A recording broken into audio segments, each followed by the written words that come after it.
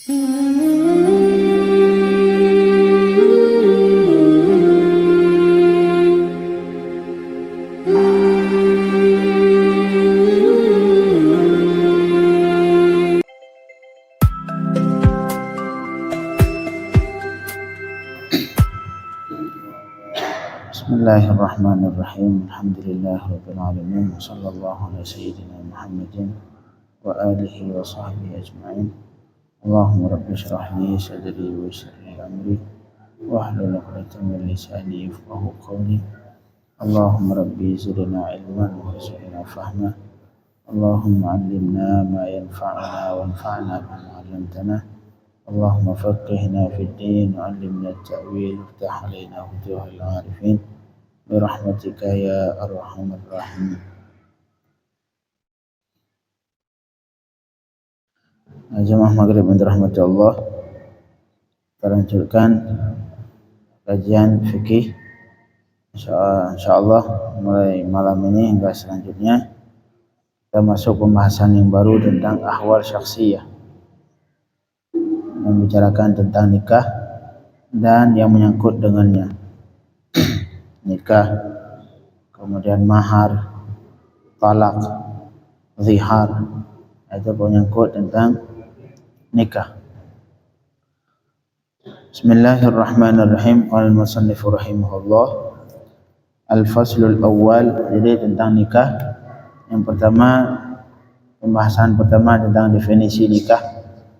Kemudian tentang disyariatkannya nikah dan hukumnya nikah. Yang terakhir tentang hikmah nikah. Adapun definisi kalimat nikah, jadi nikah diambil dari kalimat nakaha yang kihu. Nakaha kalau dari segi bahasa artinya menggabungkan. Nakahtu artinya jama'atu. Bahasa Arab nakaha artinya mengumpulkan.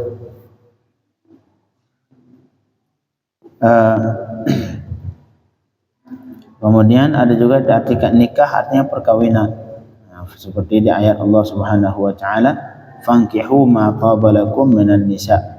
Maka nikahilah apa yang kalian suka dari perempuan, artinya tazawwaju, kawin, nikah. Kemudian itu semua dalam arti dalam bahasa. Jadi dalam bahasa Arab kata-kata nikah, lafaz nikah artinya menggabungkan. Seperti misalkan nakahtul ibila, saya gabungkan akan unta. Jadi ja'al jamu. Kemudian karena dalam nikah, misalkan perempuan laki-laki ini hubungannya sama pernikahan. Kenapa pernikahan kawin ini namakan nikah? Karena nikah pada dasarnya maknanya menggabungkan. Karena dalam akad nikah menggabungkan seorang laki-laki dan seorang perempuan yang pada dasarnya mereka tidak ada hubungan. Dua laki-laki, satu perempuan, satu laki, dua orang yang awalnya tidak ada hubungan, kemudian digabungkan sehingga mereka memiliki hubungan dengan akad yang namanya nikah.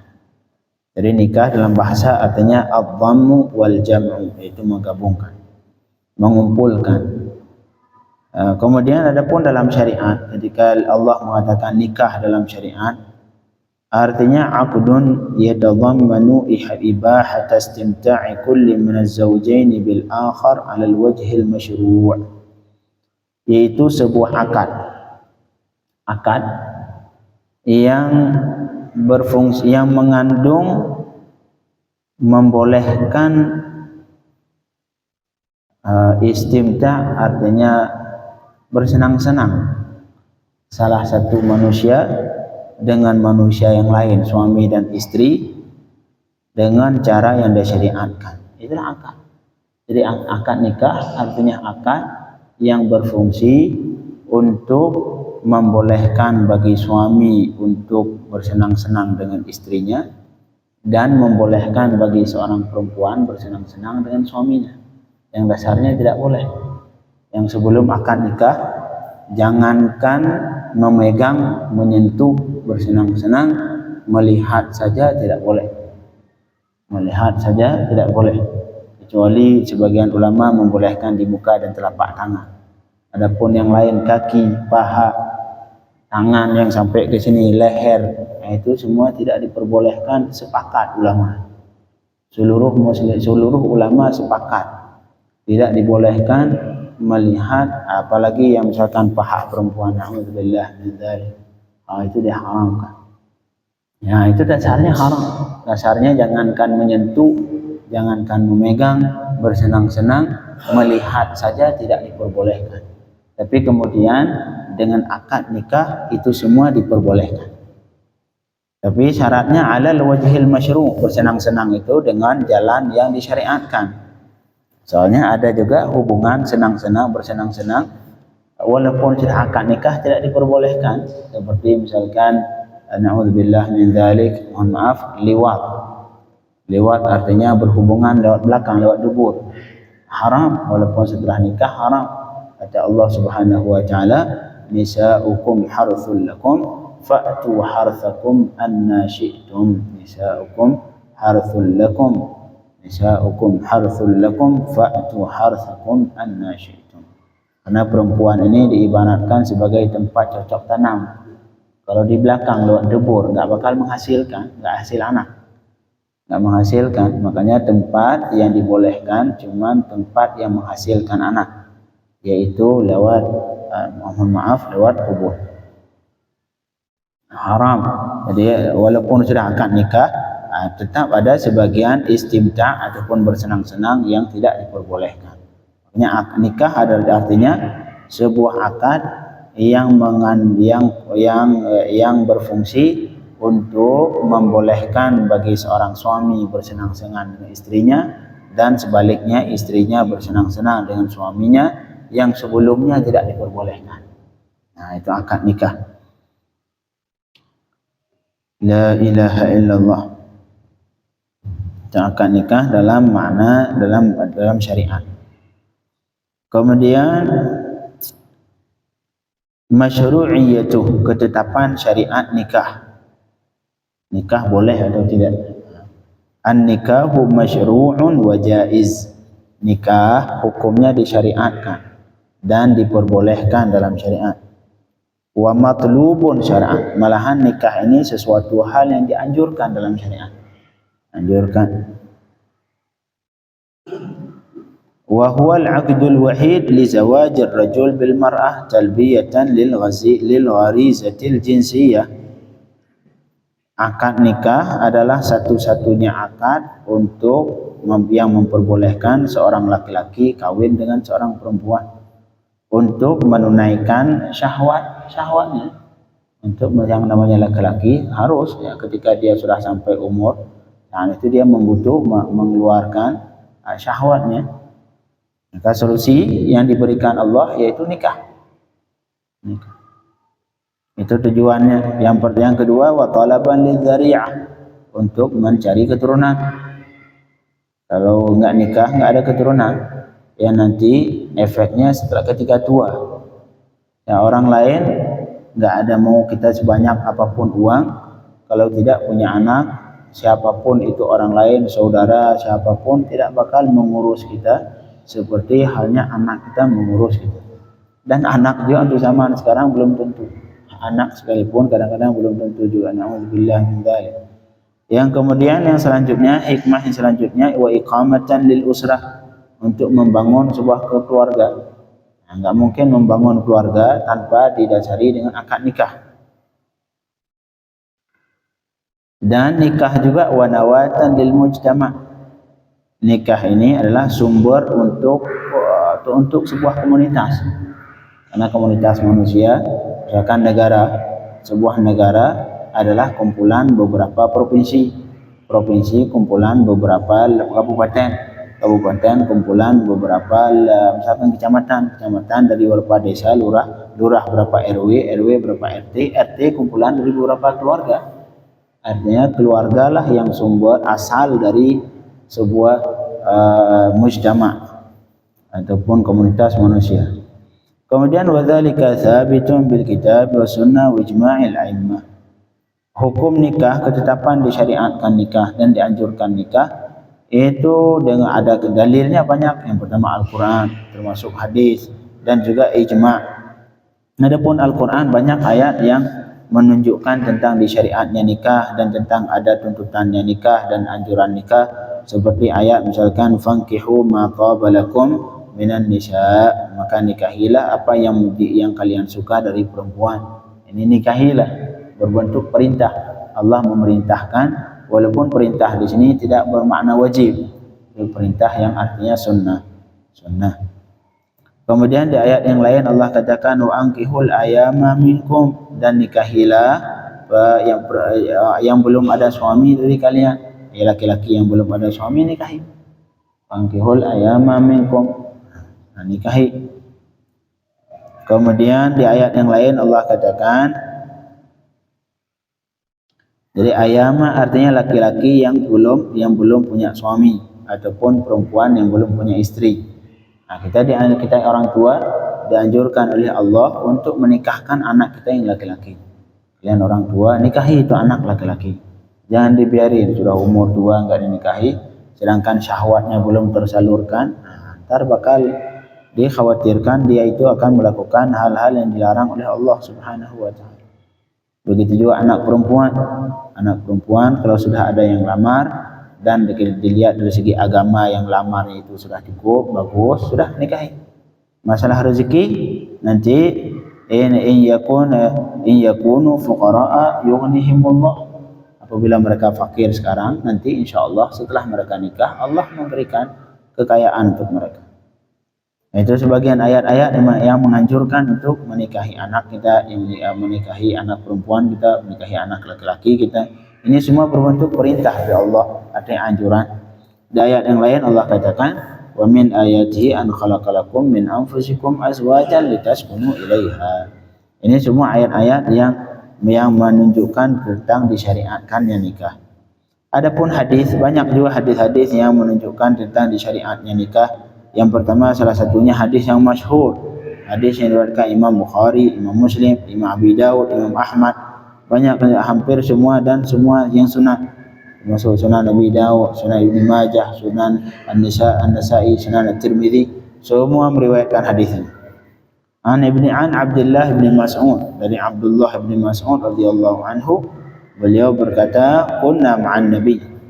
Suatu ketika kami duduk bersama Rasulullah, kami bersama Nabi, karena beliau masih kecil. Kunna ma'an Nabi syababan la najid syai'an. Kami dulu, kata beliau, ini ketika beliau muda.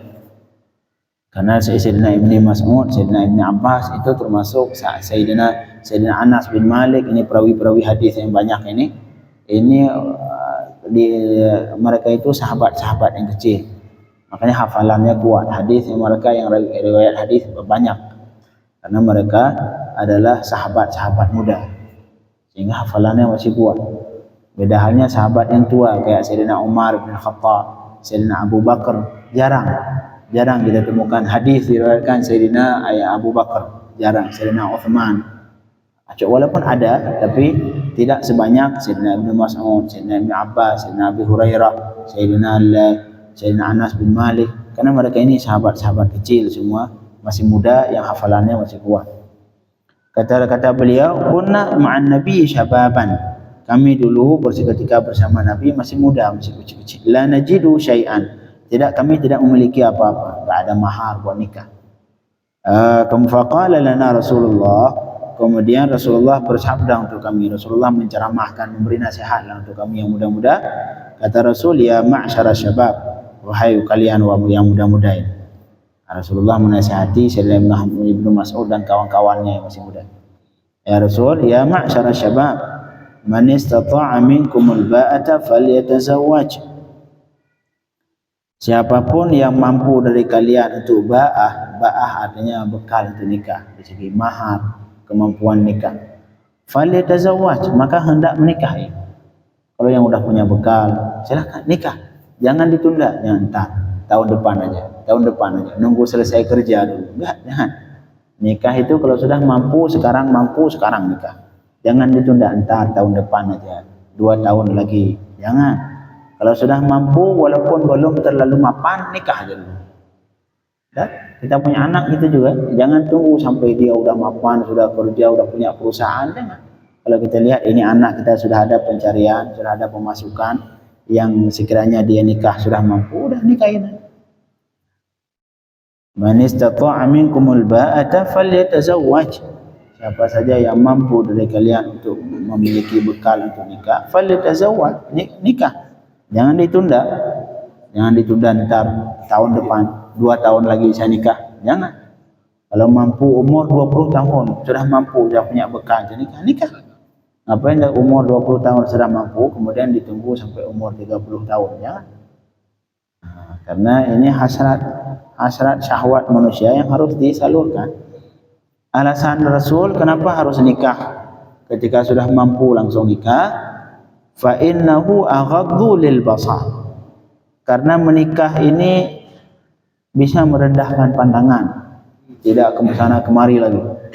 Kalau belum nikah itu kemana, ke sana, matanya masih nggak karuan. Tapi kalau sudah nikah, ini nasihat bukan untuk yang sudah nikah. Nasihat sebenarnya untuk yang belum nikah, buat anak-anak. Buat anak. Ini ntar disampaikan ke anak-anak, bukan buat yang sudah nikah. Ntar dipakai buat nikah kedua, enggak, udah cukup satu. Kecuali kalau sanggup adil lah mas. Jadi minimal ini untuk nasihat buat anak kita atau cucu kita. Fa innahu aghaddu lil basar. Karena menikah ini, seseorang kalau sudah nikah bisa merendahkan pandangan. Pandangannya aman, udah enggak karuan lagi.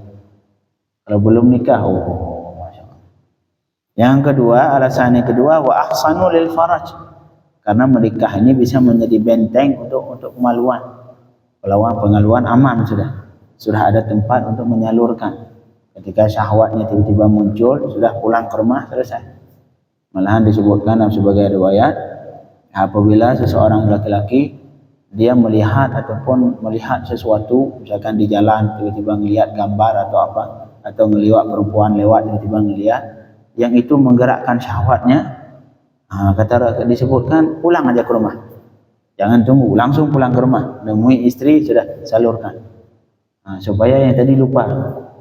Karena kalau yang tadi kita terlihat misalkan sambil jalan tiba-tiba lewat terus melihat sesuatu yang menggerakkan syahwat kita, kemudian ditunda, nggak pulang langsung ke rumah, ditunda, tapi pikiran kita kacau.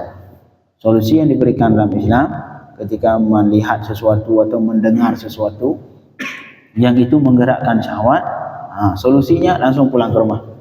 Langsung pulang ke rumah, sudah salurkan syahwatnya, jangan ditunda. Wa ahsan, karena nikah adalah wa ahsanul faraj, karena itu bisa membentengi untuk kemaluan dari melakukan hal yang diharamkan Allah Subhanahu wa taala. Kemudian kata Rasul, wa man lam yastati', kalau yang belum mampu, solusinya gimana? Kalau belum punya uang, fa alaihi bisawm, sudah lebih puasa. Kalau yang tidak mampu, maka terhadapnya berpuasa. Puasa. Fa innahu lahu wija. Karena puasa baginya itu menjadi penahan juga, menjadi penjaga.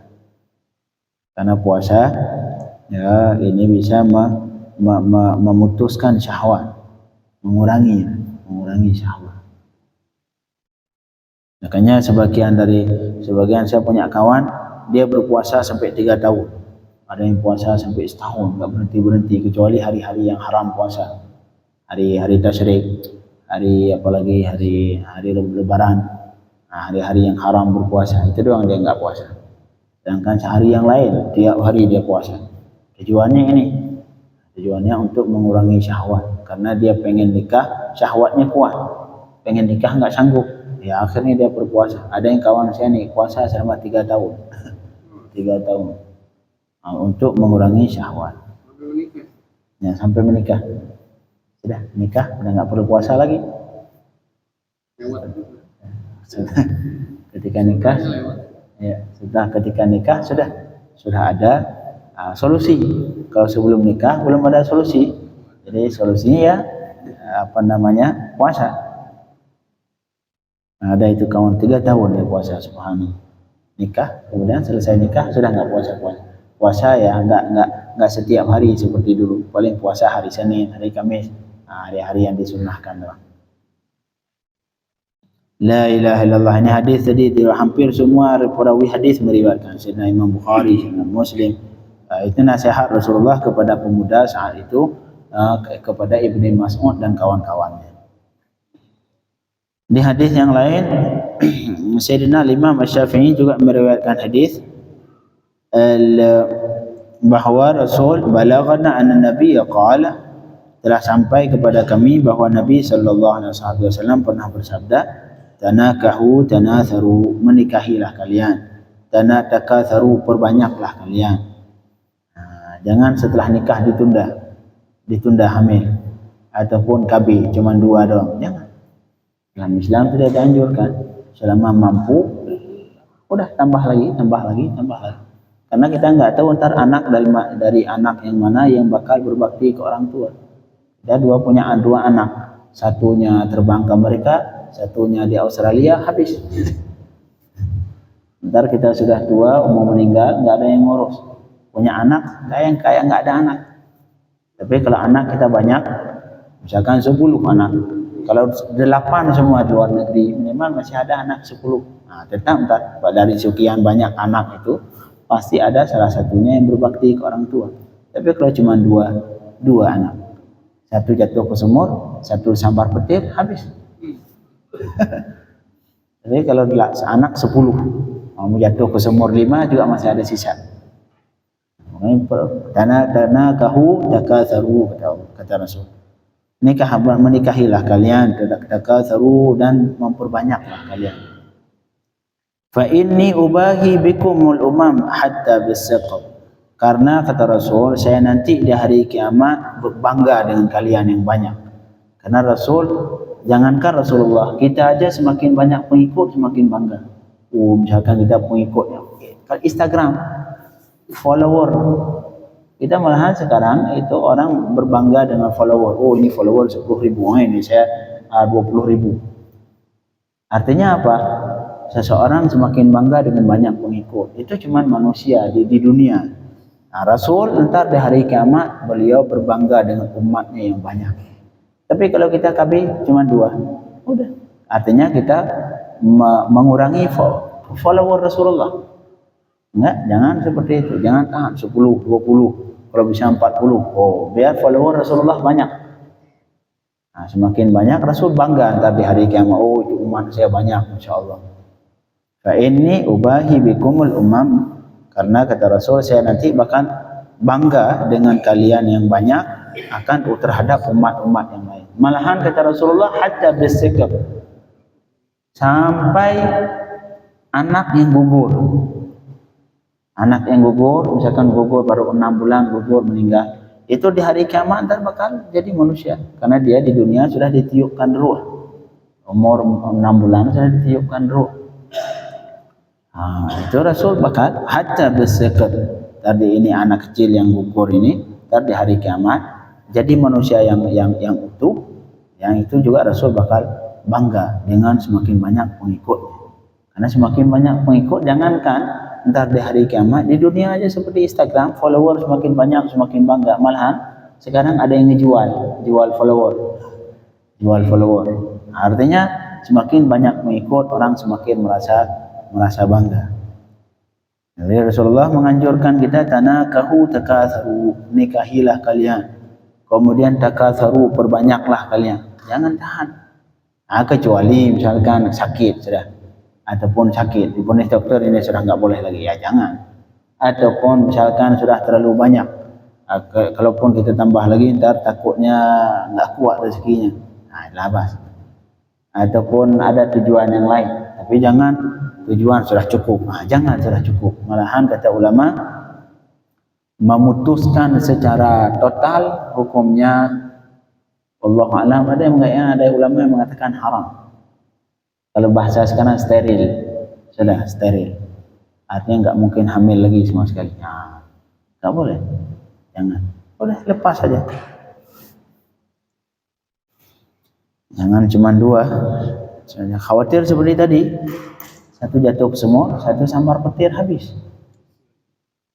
Mau nambah lagi udah nggak bisa steril.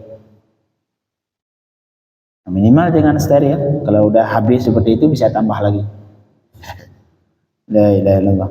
Di hadis yang lain Rasul mengatakan ad-dunya mata'. Ini hadis diriwayatkan Sayyidina Ibnu Umar radhiyallahu anhu.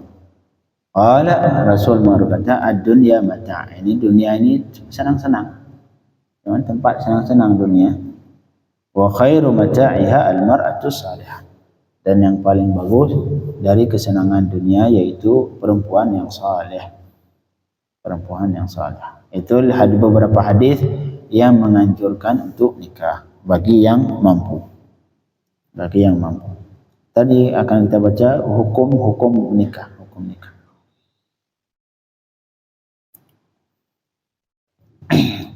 Dan nikah ini subhanallah disyariatkan nikah dari zaman Nabi Adam.